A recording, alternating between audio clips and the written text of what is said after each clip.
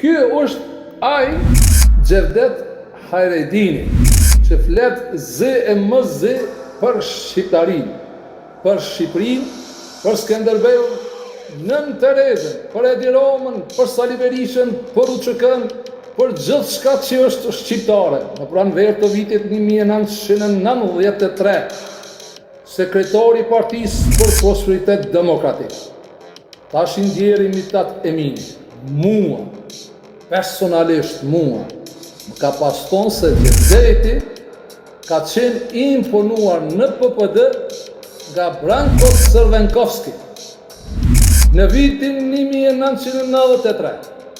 Ky ka qenë në listën e atyre ministrave zuzare për t'u larguar nga qeveria, sepse si antar i PPD-s ka qenë vetëm sa përsye faqe për t'i shpëtuar zuzar komunistët e atëherë që u futën në qeveri.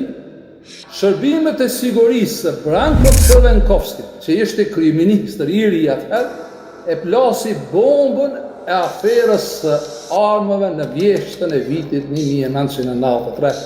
Pra, as 6 muaj nuk shkuan, nuk realizu plani kryesisë qendrore të Partisë për Prosperitet Demokratik.